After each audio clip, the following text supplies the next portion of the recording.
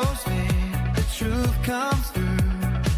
Fresh start in the morning blue. Hey, now blue sky shining down. Let your feet don't touch the ground.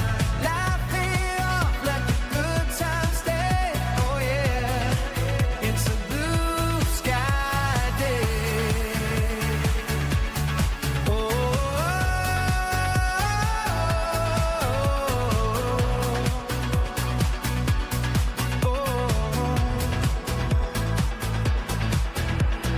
Coffee steaming, a smile breaks free. Simple joys are enough for me. Stones roll out, but I don't mind. Sun's still waiting on the other side. Turn it up, feel the sound. Good vibration all around. Hey, now blue sky shining down. Lift your feet, don't touch the ground. Laugh it off, let the good times stay. Oh yeah, it's a blue sky day.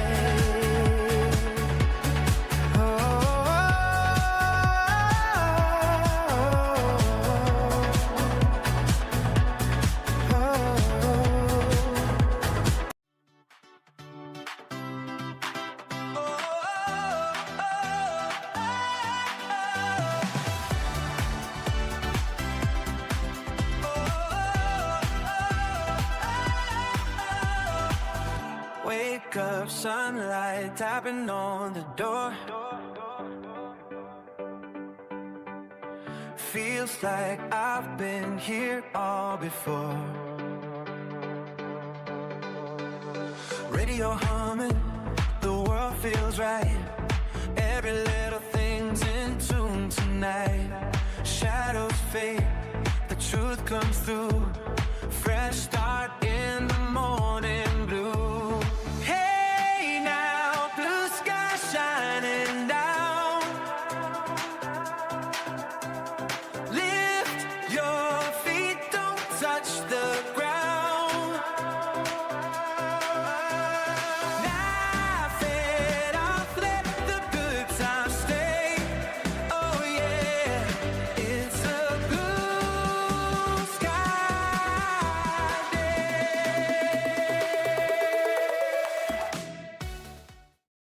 Hey, good morning. You're listening to the Conservative Cat Show. I so do appreciate you being here. Smash that like button, subscribe to the channel. Man, this is some huge news. The GOP healthcare plan, it passed the House. It's going to the Senate. That is breaking just in. So we're going to be talking about the GOP healthcare plan and mainly what it doesn't have in it. Then we're going to talk about Trump's address last night. I went to bed completely pissed off at President Donald Trump last night. Like, I was mad. I thought he was going to announce that we were going to war with Venezuela. I got psyched.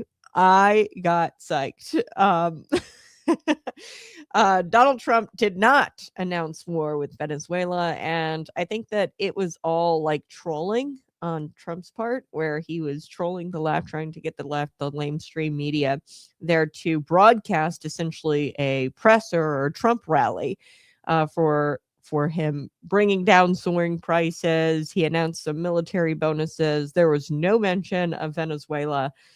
So we're going to get to that. We're also going to talk about some Illinois news today. $700 million spent on homelessness, but the problem is probably worse than it's ever been. Pritzker, he talked about what he wants to achieve, which is functional zero, which means that people just don't go unhoused. See, what they've built is a bureaucracy. They have nonprofits, government sector workers, and they have this functional zero fantasy. And what they really want to do is not eradicate homelessness, but keep the problem going and manage it. Manage the problem of homelessness, because if they were to eradicate homelessness and actually put an end to homelessness, they would all be out of jobs, the public sector employees. So we're going to get to it. Smash that like button, share this out. with your friends. Your screen name brought me here, Conservative Cat. Appreciate it. I love cats. I like your handle, The Cat Thinks. I like that. I have 3 cats of my own. They're fantastic. I kind of defeat the stereotype where, if you're a crazy cat lady, you tend to be more liberal. No, I love cats and I'm a conservative. I know it's kind of weird. Usually conservatives are more dog people. Not to say I don't like dogs, but I'm definitely more of a cat person. And my name is Cat. So let's get to the breaking news. House of Representatives, they passed this Wednesday evening, last night, 216 to 211. It's the GOP plan for healthcare. And I want to talk about what's not in it. But first, let's take a listen. Here we go.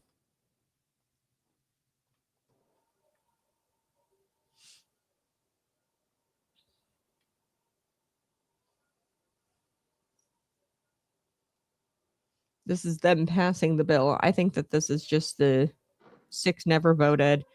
He's going to get up here and say that it is officially passed. I think. Maybe not. On this vote, the ayes are 213, the nays are 209. The resolution is adopted without objection. The motion to reconsider is laid upon the table. Okay, there it is. Passed. I know that was kind of boring. We are going to get to Mike Johnson and his remarks shortly after the vote. But I'll tell you what's in it, what's not in it. The sole nay on the right side of the aisle was Republican Representative Thomas Massey. We're going to get to him later in the show because he introduced, I believe, or at least was supportive of this bill. It was the War Powers Resolution, and that was shut down.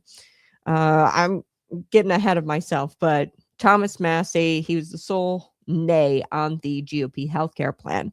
Now, I'm going to have a lot to say going forward into the new year about this bill. I've got to come through it still. It just passed last night, but this legislation, what it does not include are those healthcare extensions, those ACA, Affordable Care Act, more like the Unaffordable Care Act, those extensions of the Obamacare credits, the tax credits or the COVID era subsidies that were, such a prize to the Democrats that they were willing to keep the government shut down, or at least that's why they said they wanted to shut down the government. The Schumer shutdown, really what it was, I think, they wanted to get through these special elections. There were government employees, the Virginia elections, lots of government workers in Virginia.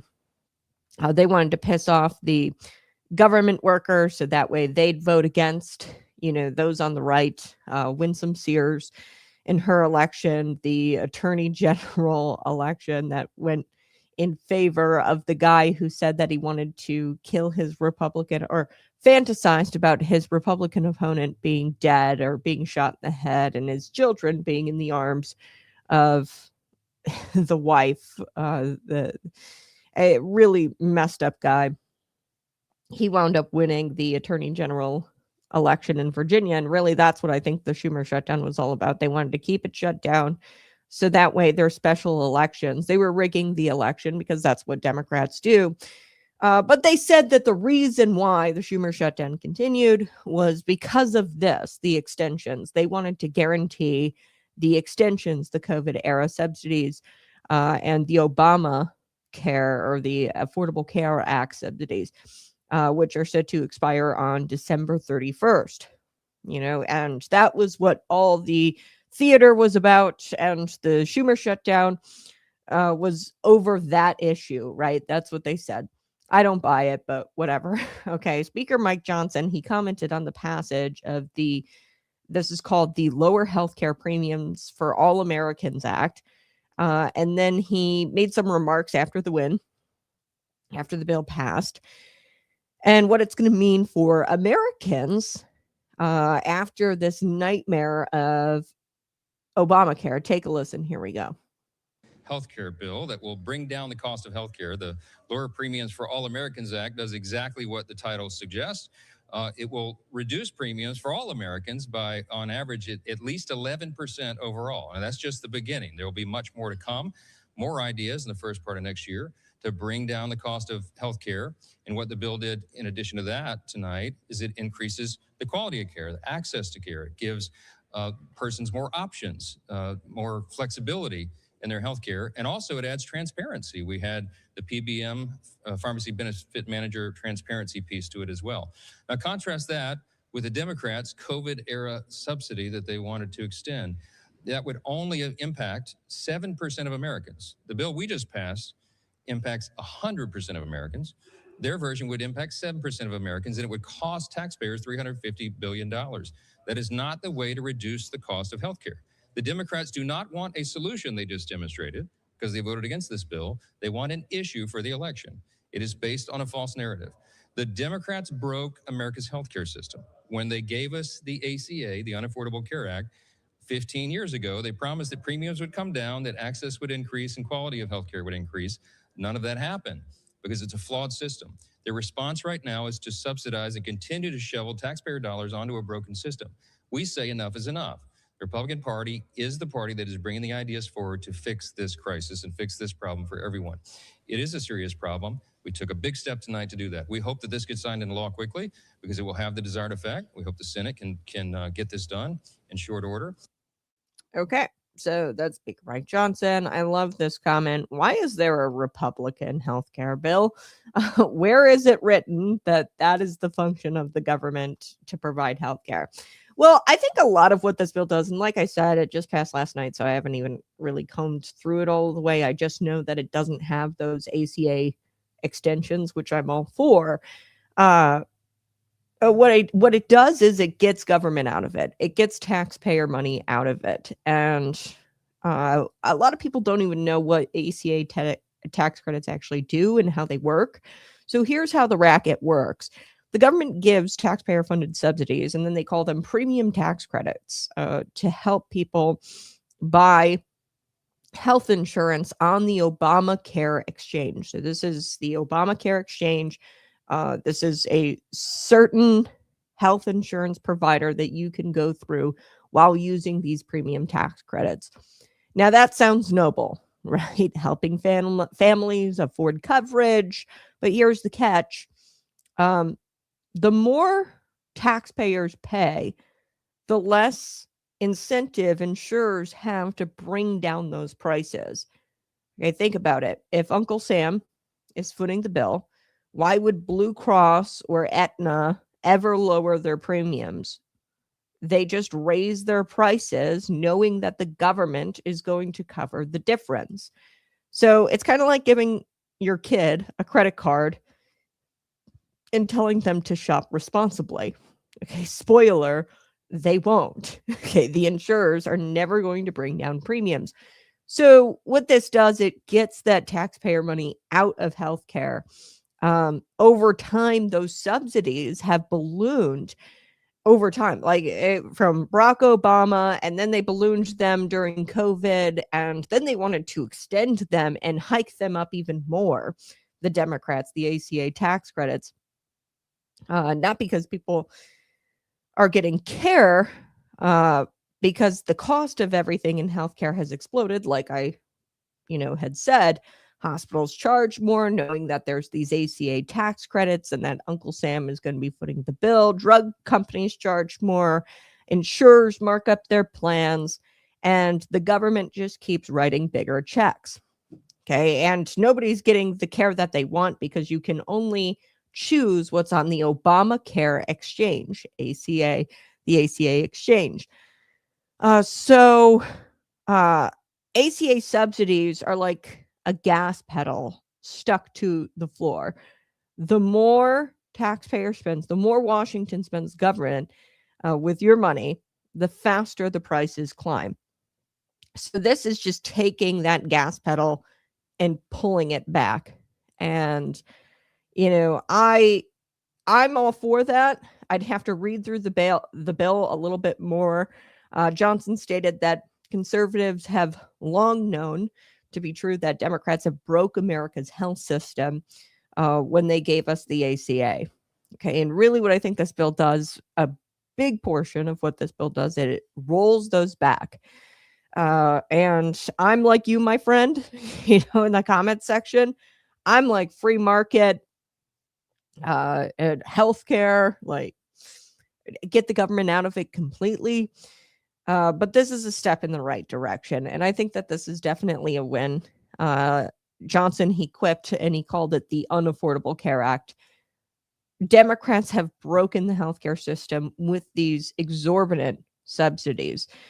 Johnson, he reminded everyone, quote, 15 years ago, they promised us that premiums would come down, that access would increase, and increase in quality of healthcare would increase.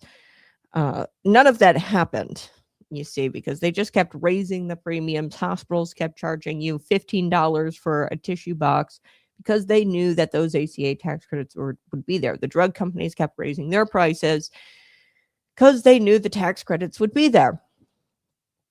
So 15 years ago, they said, oh, the premiums are going to come down if we pass these ACA tax credits. Never happened. Okay. And none of that happened because it's a flawed system. Mike Johnson continued. He said, quote, their response right now is to subsidize and continue shoveling taxpayer dollars into a broken system. And we say enough is enough. The Republican Party is the party that is bringing the ideas forward to fix this crisis and fix this problem for everyone. So yes, this is definitely going to be a fix. It's like a tourniquet, okay, stopping the bleeding. The ACA, we have so much more work to do probably outside of this Republican healthcare bill. But this is a start. And this is identifying where we went wrong 15 years ago with the Affordable Care Act and Obamacare. He outlined some parts of this GOP plan. They put in what's called a PBM, a pharmacy benefit manager. They also added a transparency piece as well. So I have to do my research on that. Like I said, I just saw that the bill had passed last night. I combed through it. I saw that the ACA tax credits weren't extended. That is a huge win. Now, in contrast with the Democrats, the COVID era subsidy they wanted to extend would only impact 7% of Americans. So there was a COVID era subsidy that they wanted to extend, and there were only 7% of Americans that were reaping the benefits of that subsidy. Now, I will say this. Overall, these enhanced subsidies were only 7% of Americans. That's still quite a lot, but it was only 7%. Overall, the tax credit, not the premium ones, but the tax credits, I mean, millions of Americans, I think it's like 20 million, I don't know, it's insane, are reaping those tax credits or are getting those tax credits, the ACA tax credits. Maybe not the premium ones, but they're getting ACA. The bill we just passed impacts 100% of Americans. Their version would impact 7% of Americans, and it would cost taxpayers $350 billion. Yes, so taxpayers, I mean, this money doesn't grow on trees. The government doesn't make money. They take money and give it to somebody else. They take the $350 billion, give it in the form of an ACA tax credit, give it in the form of a premium ACA tax credit that came about during the COVID era. And he said, this bill is going to impact 100% of Americans. Really what it does is it cuts taxes. We're saving that $350 billion as taxpayers on ACA tax credits. So he finished up his speech saying that this is a big step. He's finished up the conference saying that he hopes it will be signed into law quickly, so that way it has its desired effect, bringing down premiums. When the money isn't there and these insurers, these hospitals, these drug companies don't have that assurance that the money is going to just keep rolling in, they're going to stop raising their premiums and they're going to have to be forced to compete. That's what we're doing here. With this bill. That's the Republican forcing these insurers to compete with one another. That's what we have to do. And, I hope that the Senate gets this done. Miller Meeks celebrated the passage on her X account, saying that, on to the Senate. So this is what she says. She's in Congress. The only nay vote, like I said, Thomas Massey. The Lower Healthcare Premiums for All Americans Act just passed the House. This is a major victory for Americans tired of paying more and getting less. We're putting patients and doctors back in charge, not insurance companies, onto the Senate. So they say that this is going to lower premiums by 11% for all Americans. That's their calculation. We'll have to see. But $350 billion saved. The taxpayers are saving. That's huge.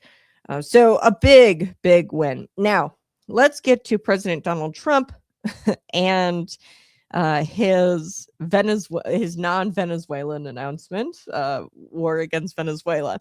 I thought for sure that President Donald Trump was going to announce war with Venezuela. And I've been warning that for quite some time here on the Conservative Cat Show. I said that this is something that I would be very devastated about. Like I said, the problem isn't Venezuela, it's China, who is manufacturing these drugs.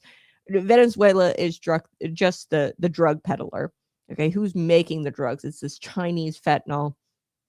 And have you heard of the fentanyl fold? You see it in San Francisco, you see it in Chicago, where people are folded over themselves. There's something that fentanyl does to your brain where it doesn't impact your balance, but it kind of shuts your brain off and you go unconscious, but you don't lose your balance. It's really weird. So that's why people are folded over themselves, standing up. They're high on fentanyl.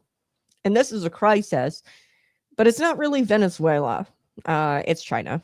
And China, controls Venezuela, much of South America. They control Africa, Brazil. Through, and this is how China does it, they promise infrastructure. They say, hey, we're going to come in and build you a nice high-speed rail system, for example. And they say, okay, how much is that going to cost us? Well, it's going to cost you, trillions.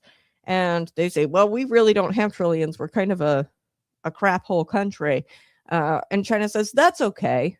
You're just going to let us set up a military base here, and we're going to come in and we're going to build it for you. But you pretty much have to give us control over your country, and we're going to set up military bases here, and here, and eventually you can work off the debt. That is what China has been doing in South America. And Venezuela is just the drug peddler. They're just the messenger. What Donald Trump needs to focus on are these tariffs and taking China out by the knees, which he is doing. I think it was like $90 billion he did in tax incentives. And you know how I feel about tax incentives. I really don't like picking winners and losers. But he wants to take China out at the knees and subsidize AI, artificial intelligence, and beat them in that industry.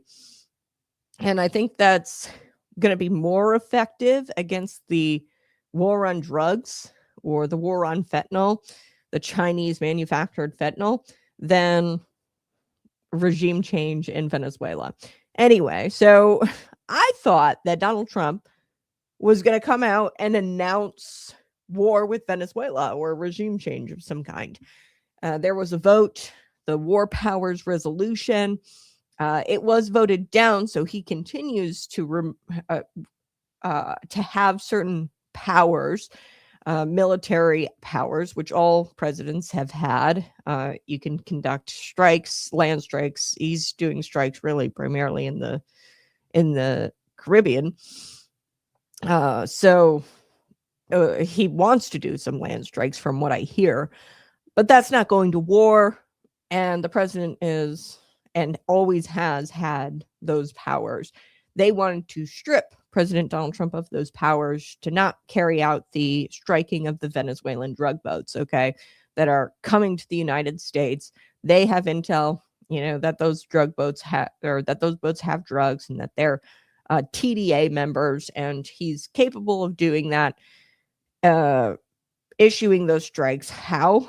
It was the 1798 Alien Enemies Act. He deemed TDA, which is this Venezuelan gang, which works on behalf of the Venezuelan government, to come in and traffic drugs into America, because the goal of China is to take out America. And how are we going to do that? Well, drug up their populace. Okay, so essentially what Trump did was he did this.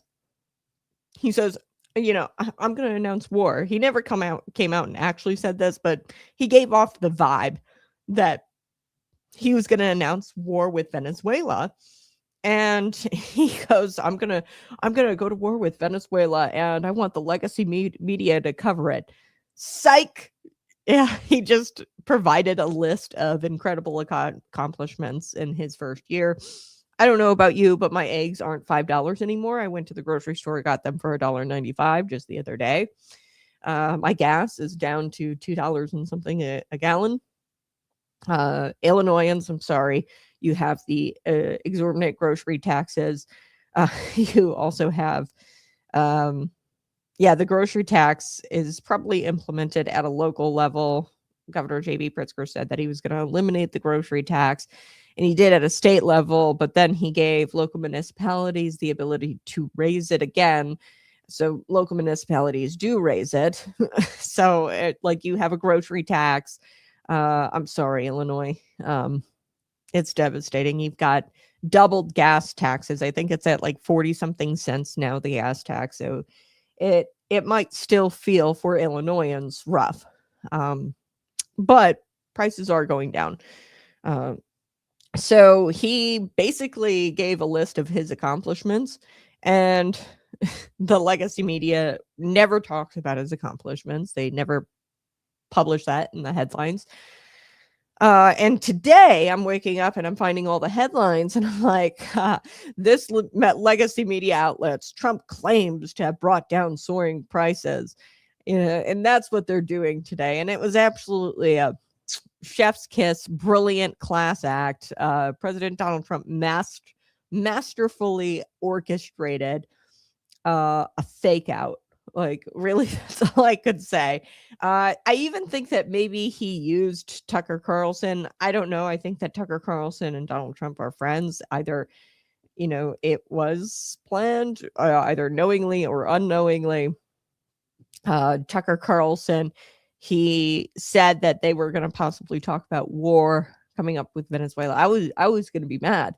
But I think Tucker Carlson here tricked every major news network into airing a comprehensive recap of a very impressive first year accomplishments during prime time.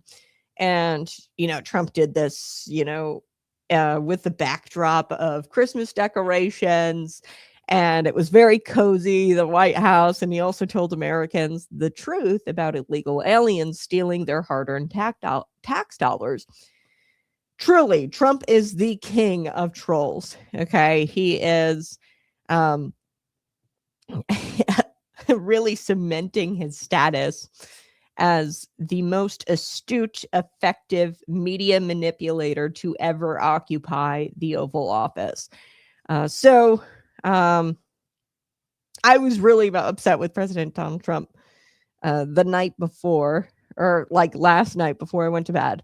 I thought for sure we were going to war with Venezuela. He duped me. Now, I do want to share a clip of Tucker Carlson, and this is what I'm talking about. He went on, shows and podcasts, and he said, I definitely think that we're going to war with Venezuela, and that's what the announcement is all about today. Take a listen. Here's Tucker talking about just that. Members of Congress were briefed yesterday that a war is coming, and it'll be announced in the address to the nation tonight at 9:00 by the president. Members of Congress were briefed yesterday that a war is coming, and see, he says that. I don't know what members of Congress were briefed, but perhaps Donald Trump is kind of playing 4D chess with those members of Congress who are his friends, in Congress, who are the loyalists in Congress, and who went to Tucker, and maybe they only briefed a few, then told them that they were going to war with Venezuela. And of course, Tucker got a hold of it. And now the Trump administration knows what members of Congress will go and run to the media the minute they're briefed about military action. So it's kind of weeding out the bad apples. I think that might be something that the Trump administration could have potentially done, this 4D chess. So I saw also this Venezuela war powers resolution, and it got denied. Okay, so it had failed with a vote of 211 to 213. This was very, very close, with 9 members not voting. So with the bill, the Venezuela War Powers Resolution, what the bill did, it sought to prohibit the president from striking. Okay, they call striking an act of war. And I don't know, in a perfect world, like, I don't like when Barack Obama issued all of those strikes and killed civilians, American civilians. I didn't like that. Yemen. But presidents do this all the time where they strike, and that's not an act of war, in my opinion. I think that's just doing your duty as the commander in chief and having the military act on your command. I don't think that striking these Venezuela drug boats coming into the United States, that's an imminent threat, and via the 1798 Aliens Enemies Act, he deemed TDA an alien enemy. They're coming in with intel, and they have intel that there are drugs on these boats. Like, he has an obligation as the president, I think, to protect Americans. So I want to play this clip. This is Representative Maria Salazar. So she voted no, and she urged her colleagues to vote no on this. And good for her. Thomas Massey, being the idiot that he is, he's like, it's unconstitutional what the president is doing with these Venezuelan drug strikes. It's unconstitutional when any president issues strikes. And I don't know, maybe in a perfect world, the president would get congressional approval before issuing strikes. But we live in a world where things are imminent. National security is nothing to mess around with. And if you've got to take the time to get congressional approval on every single military action, you're going to kill us. Okay, it's just irresponsible. So take a listen. She urged her colleagues to vote no. She said some really great things here. Here we go. Thank you. I'm here today because I oppose this resolution. It is fundamentally flawed. It is trying to invoke the War Powers Resolution of 1973, which doesn't even apply in the case of Venezuela. The War Powers Resolution applies when there is an active combat with the United States forces. It does not include law enforcement or counter-narcotics operations against declared terrorists like Nicolas Maduro, who happens to be the head of a major drug cartel in the Western Hemisphere. Therefore, we do not need this resolution because what the president is doing is well within the law. The president does not need congressional approval to protect Americans from terrorist attacks. Let's see what the Constitution says. The founding fathers vested in Congress the power to declare war, but they were equally clear that the power to defend the homeland from foreign and domestic threats belongs to the president as commander-in-chief. Therefore, President Trump does not need congressional permission to kill terrorists at sea who are bringing cocaine and fentanyl to the streets of Miami, New York, or Chicago. Let's see what international law says. The United States is waging a non-international armed conflict with Venezuela. What does that mean? Our issue is not with Venezuela as a country, but with Nicolas Maduro, the narco trafficker who hijacked that country after he stole the elections last year. Under the law of armed conflict, we can use military force to stop his drug cartel from flooding the streets of the United States. According to Article 29 of the Charter of the Organization of American States, which the United States is a member, says that the countries of the Western Hemisphere may take military action against a threat that endangers the peace of the Americas. The Maduro regime has destroyed the peace of the whole Western Hemisphere. If not, ask anyone that lives in my district, the city of Miami. Now let's go back to American history, which says that Maduro is the world's largest drug trafficker. In 2020, he was indicted by a federal grand jury in this country for pushing hundreds of thousands of tons of cocaine to the streets of the United States. Back in 1989, we had a very similar experience in Panama with Manuel Noriega. President Bush at the time took action in Panama to remove Noriega. There was no need for congressional approval. But as commander-in-chief, he did what he needed to do. Today, Panamanians are eternally grateful to the United States. Or in 1983, President Ronald Reagan ordered United States forces into the island of Grenada to protect the lives of American citizens. Once again, the president did not ask approval from Congress. Reagan acted swiftly, lawfully, and decisively. Today, the actions taken against the Cartel de los Soles, headed by Maduro, fall squarely into this same category. Operations against non-state actors and criminal organizations, not a war against a sovereign nation or a legitimate president. This resolution presented by the Democratic Party would tie President Trump's hands into the fight against drug trafficking terrorists.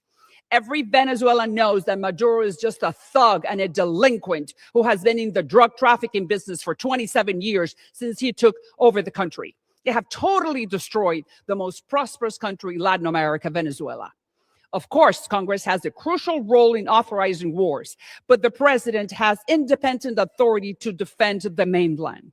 Panama is thriving, Grenada is thriving. Once Maduro is gone and order is restored to the country, it will be the most prosperous country in Latin America, having the largest reserves of oil in the world, which will give them enough resources not to depend on the charity of the United States or any other country to fix the destruction Maduro wrought. For those reasons, I strongly oppose this resolution, and I urge my colleagues to do the same. Okay. So I agreed with pretty much everything she said. She hinted at regime change. I don't want to see regime change. I don't want to see us go in, do a full blown out war. I'm all right with the strikes. Yeah, this is an imminent threat. Take them out. But a regime change, like, let's be real, it's probably just so that way we could get the oil. Okay, get somebody in there who will give us the oil that's there in Venezuela. The War Powers Resolution would have blocked the president from acting against terrorist organizations in Venezuela. And really across our hemisphere. And it sends the wrong message. And that's what Maria, I'm assuming that she might even be Venezuelan. I don't know. But Maria Salazar, definitely Latin American. But, it sends the wrong message at the wrong time. We have to stand firm against these narco terrorists like Nicolas Maduro. And we can't be tying the president's hands. And it sets a really bad precedent if we do that we say, oh, you can't act as the president, as like the commander in chief, and do any military action at all without congressional approval. That is not what the Constitution says. War, yes, you have to get constitutional approval. I would even like to see, if you're going to do like a regime change and go in and completely take out Maduro, I think that warrants congressional approval, but we haven't gotten there yet. Thomas Massey, he just hasn't read the Constitution or doesn't understand history. Clearly, he spoke in favor of the war powers, and I'm going to play a clip from him as well, just to kind of give you both sides of this argument. But the War Powers Resolution, he goes, quote, I spoke for the War Powers Resolution, directing the president to remove armed forces from hostilities in Venezuela unless Congress authorizes it. So we've got men on the ground there, I'm sure, right now in Venezuela. But we're not going in and, declaring war against this country at this point. We are just stopping imminent threats via military action, and the president should be able to do that. And what this bill did, it said, hey, we've got to cut the president off from doing that, issuing strikes. So take a listen to Thomas Massey. I want to give you both sides. Here we go. Gentleman from Kentucky is recognized for 3 minutes. Mr. Speaker, James Madison warned us that in no part of the Constitution is more wisdom to be found than in the clause which confides the question of war and peace to the legislature and not the executive. Madison called it the crown jewel of Congress. The framers understood a simple truth. To the extent that war-making power devolves to one person, liberty dissolves. If the president believes military action against Venezuela is justified and needed, he should make the case and Congress should vote before American lives and treasure are spent on regime change in South America. Let's be honest about likely outcomes. Do we truly believe that Nicolas Maduro will be replaced by a modern-day George Washington? How did that work out? In Cuba, Libya, Iraq, or Syria, previous presidents told us to go to war over WMDs, weapons of mass destruction, that did not exist. Now it's the same playbook, except we're told that drugs are the WMDs. If it were about drugs, we'd bomb Mexico or China or Colombia, and the president would not have pardoned Juan Orlando Hernandez. This is about oil and regime change. And when it comes to regime change, we've already been down this road with Venezuela with nothing to show for it.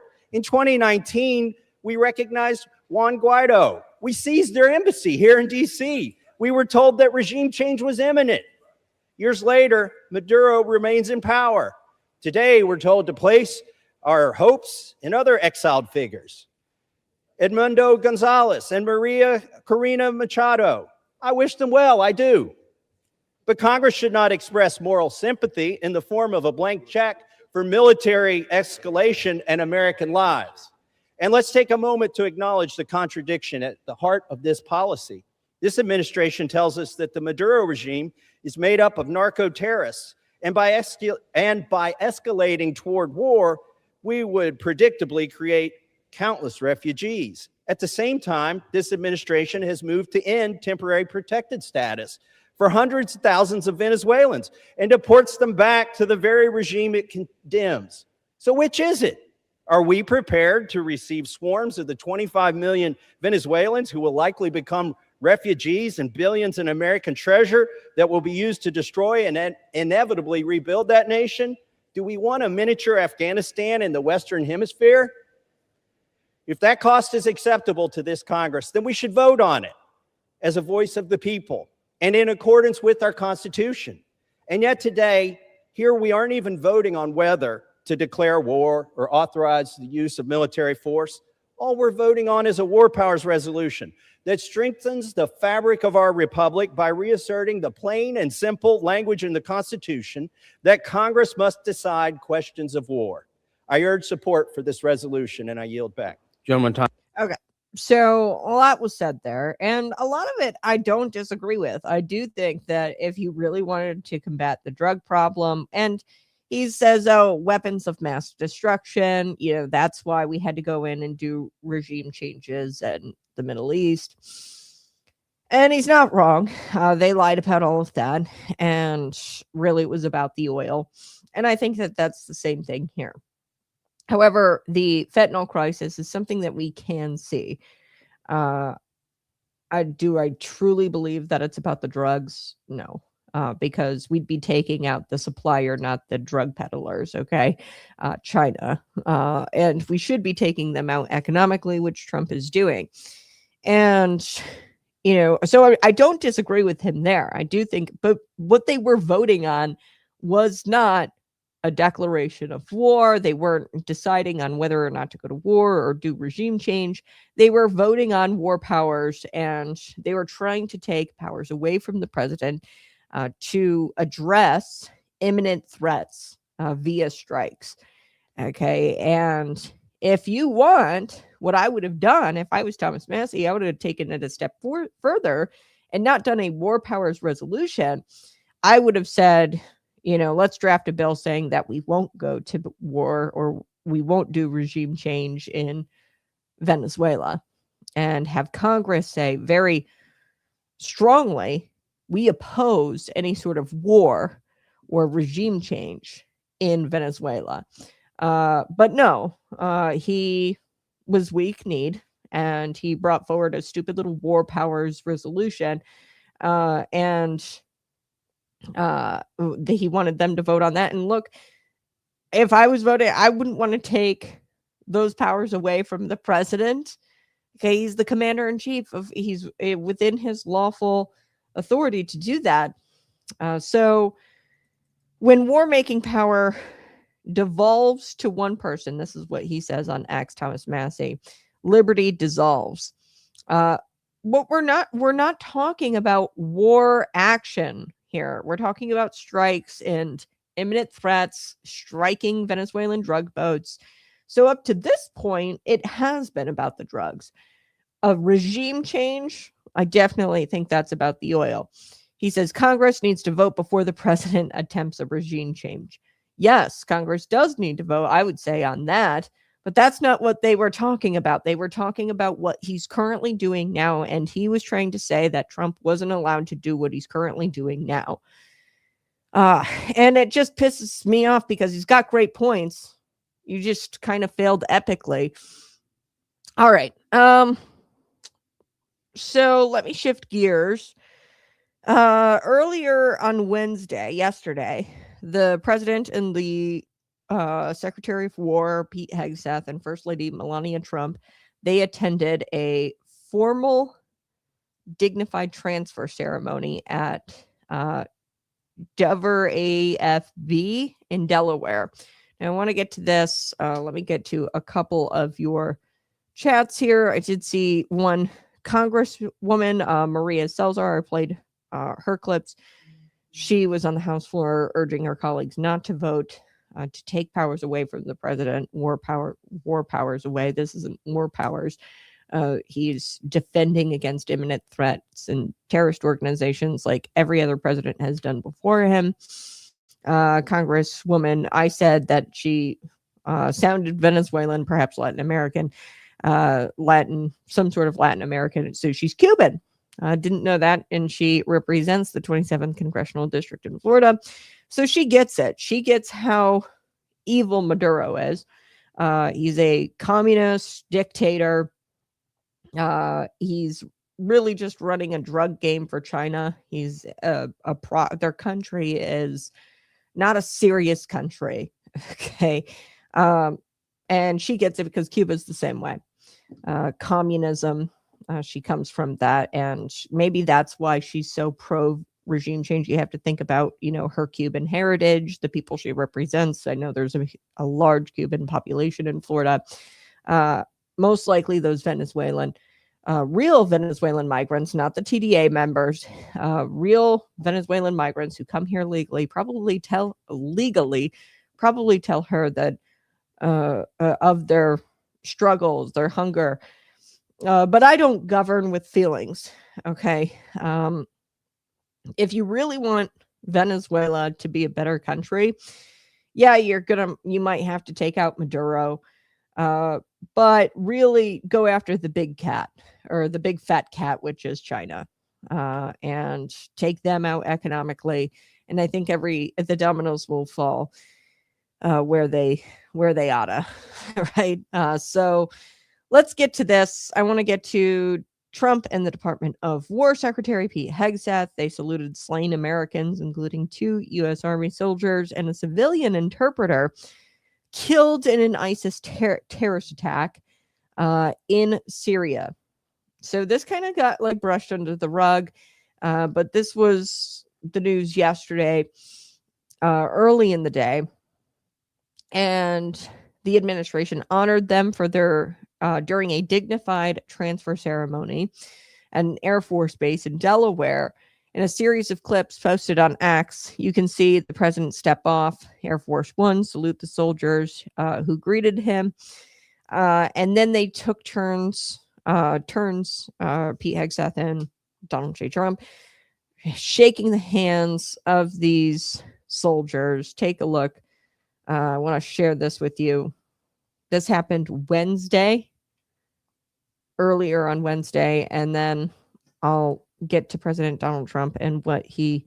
I'm going to have to go because I've got an appointment, but we're going to get to this, and then I'll get to President Donald Trump in the Oval yesterday touting his wins. But take a listen. Here we go.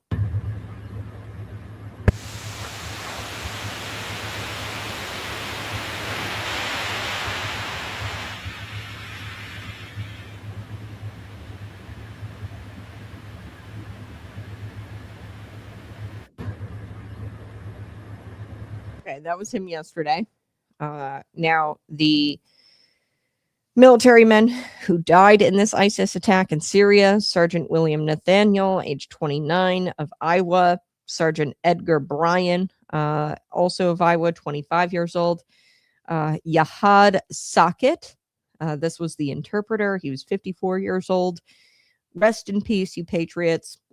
Over the weekend, it was reported that 2 Army soldiers and then this civilian interpreter had been killed, along with 3 others injured in this ambush attack in Syria. Now, there's not a whole lot on this except a statement that was released by Sean Parnell, who is the chief spokesman over at the Pentagon. And he said, today in Syria, 2 United States Army soldiers and 1 civilian U.S. interpreter were killed and 3 were wounded. The attack occurred as the soldiers were conducting a key leader engagement.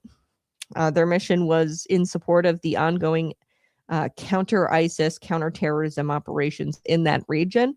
So we have counterterrorism operations going on in that region.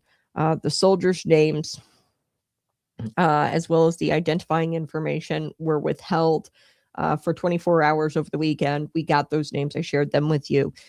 But the attack is under investigation.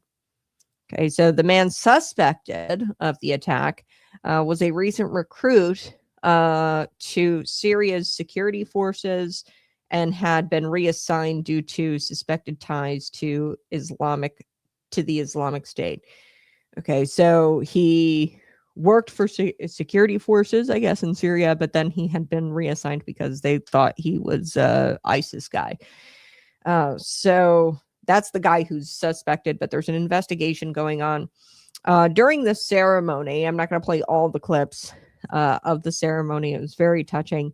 The First Lady was there, President Donald Trump. Noticeably, what was absent from the ceremony was President Joe Biden, former President Joe Biden, checking his watch multiple times, like he did during the arrival of 13 U.S. service members who were killed in Afghanistan during the withdrawal of Afghanistan in 2021. So just before leaving Delaware, Trump, he kind of gave a teaser message about an address that he was going to provide on Wednesday evening. So he gave that address on Wednesday evening, and he talked about quite a lot of things. So let me get to those. Okay.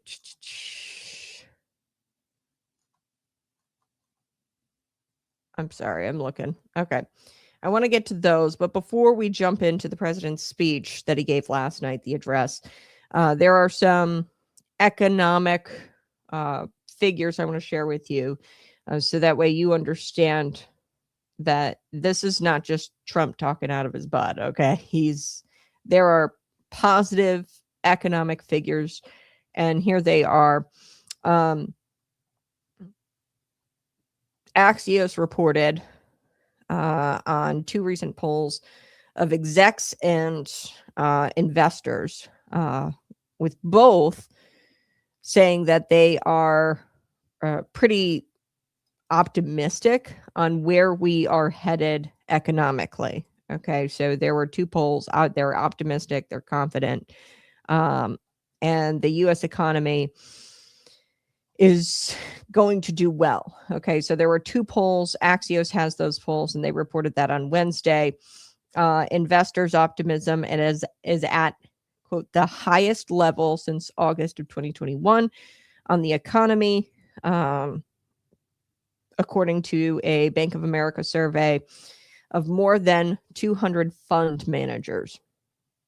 So to a lesser extent, the most recent quarterly poll of CFOs, the chief financial officers, there was a quarterly report conducted by CFO Signals. I don't know if you guys have heard of that, but with input from approximately 200 execs, they measured executives' optimism about overall economic and business conditions, and on a scale to 1 to 10, their confidence was 6.6 in the fourth quarter, and that's from, up from the 5.7 from the previous quarter, and up from 5.8 a year ago. So this time a year ago, the execs were not feeling pretty confident or optimistic about the economy.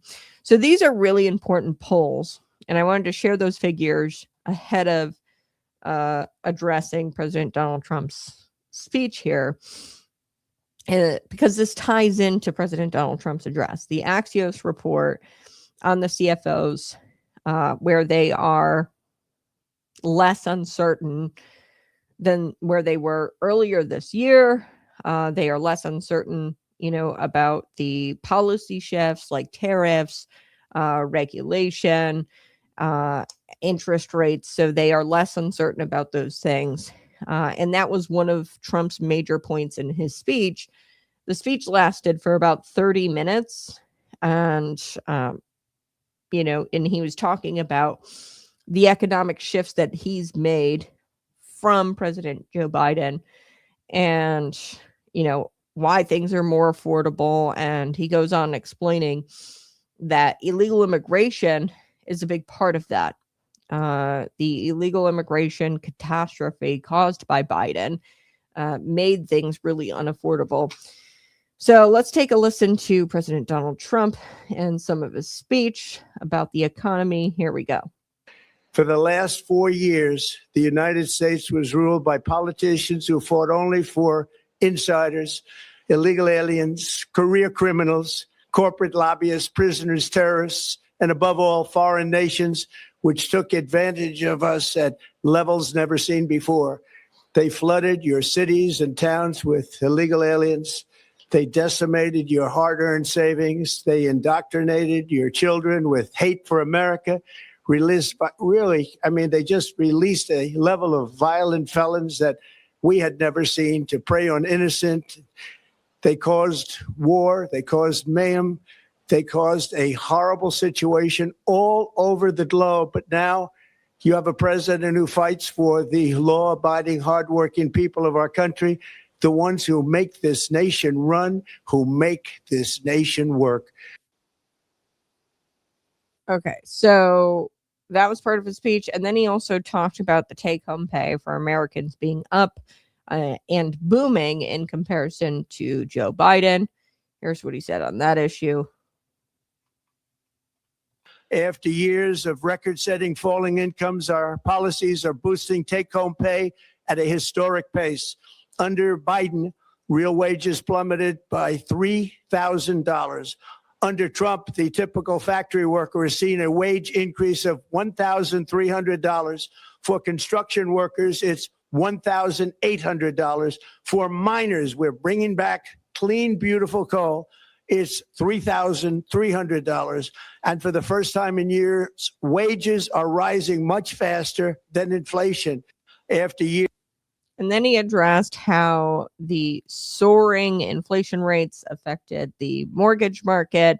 And he described it as, quote, robbing many families of achieving the American dream. Let's take a listen to this part of the speech. Here we go. And I'm just giving you guys an update on the address last night. I know if you're like me, you need an update on it. I did it early this morning, so you didn't have to. But take a listen. Working today than at any time in American history, and 100% of all jobs created since I took office have been in the private sector. Think of that. 100% of all jobs have been in the private sector rather than government, which is the only way to make a country powerful and great.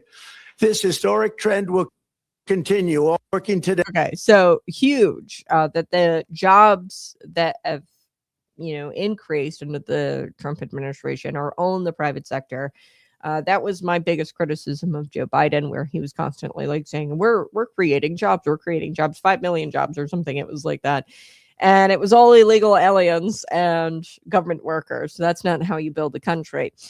He also brought up, and I thought this was fascinating, he tricked the mainstream media into covering this, the Somali grift in Minnesota.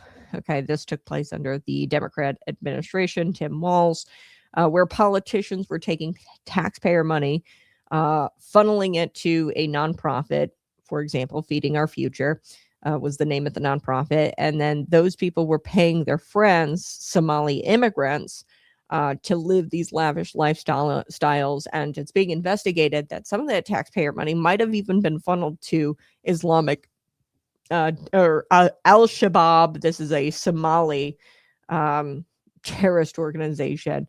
But take a listen. He even brought this up, and he tricked the mainstream into covering it, into airing it, by, getting them there, thinking that he was going to declare war on Venezuela. But take a listen. The Democrat inflation disaster, again, the worst in the history of our country, also robbed millions of Americans of home ownership and indeed the American dream. The yearly cost of a typical new mortgage increased by $15,000 under Democrat rule. In 11 months, we've already gotten that annual cost down by $3,000, and it's coming down a lot lower. Wait till you see, the numbers are going to be shocking. And I'll soon announce our next chairman of the Federal Reserve, someone who believes in lower interest rates by a lot, and mortgage payments will be coming down even further. Early the new year, and you will see this, in the new year, I will announce some of the most aggressive housing reform plans in American history. The Democrats. All right, so that was that part. I think I've got a few more clips here, and I'm just kind of getting you up to speed here. He spoke about reverse migration. I covered this extensively yesterday. He signed a proclamation that restricts entry for a lot of new countries. Not a lot. I mean, it's like 5 plus 15. It was like 20 countries he's added. The 15 countries are not on full entry limitations, but they're partial entry limitations. He talked about self-deporting. Over the past year, he's gotten people to self-deport since he's returned to office. And this is going to help Americans when they're out there seeking jobs, when they're getting new homes or looking for new homes. Take a listen. This is another part of the speech here. Here we go. In the end, government either serves the productive, patriotic, hardworking American citizen, or it serves those who break the laws, cheat the system, and seek power and profit at the expense of our nation. Look at Minnesota, where Somalians have taken over the economics of the state and have stolen billions and billions of dollars from Minnesota and indeed from the United States of America. And we're going to put an end to it. For so long as before my election, the vast majority of good and decent Americans were forced to watch as corrupt politicians plundered the halls of power, exploited our taxpayers, and pillaged every system that makes civilized society function. But not anymore, and you see that every day, not anymore. We're putting America first, and we are making America great again. Very simple. We are making America great again. Beautiful. And one more. Actually, I think I've got a couple more clips. Yes, a couple more clips. This one is of President Donald Trump talking about the Christmas bonuses, essentially, for military service members. Take a listen. Here we go. Proud to announce that more than 1,450,000, think of this, 1,450,000 military service members will receive a special, we call warrior dividend before Christmas, a warrior dividend in honor of our nation's founding in 1776. We are sending every soldier $1,776. Proud to announce. I love it. I love it. I think it's like we're approaching the 250th anniversary of America's founding. Very exciting. And when you save $350 billion on taxpayer cash being spent on ACA tax credits, you can afford to provide service members Christmas bonuses like this. So I want to play this one with an eye to the future. The president spoke about the upcoming U.S. hosted World Cup competition, the celebration surrounding our nation's founding. In 2026, we're going to have some celebrations in 2026. I mean, the world is, with this speech, they should be marveling at our success. And that was what this was all about, was getting the mainstream media there to air this and to show the world this achievement, the achievements, the greatness coming into the new year. Take a listen. Here we go. Soon we will host the World Cup and the Olympics, both of which I got. But most importantly, we will celebrate the 250th anniversary of the Declaration of Independence. There could be no more fitting tribute to this epic milestone than to complete the comeback of America that began just 1 year ago. When the world looks at us next year, let them see a nation that is loyal to its citizens, faithful to its workers, confident to its identity, certain to its destiny, and the envy of the entire globe. We are respected again like we have never been respected before. So cozy with the Christmas decorations. Probably our last great president. Hey, I don't know, 40, 45, 47, 48. Is Donald Trump going to try it again? I don't know. We'll see. J.D. Vance, I think, definitely has it in the bag. If we just keep winning.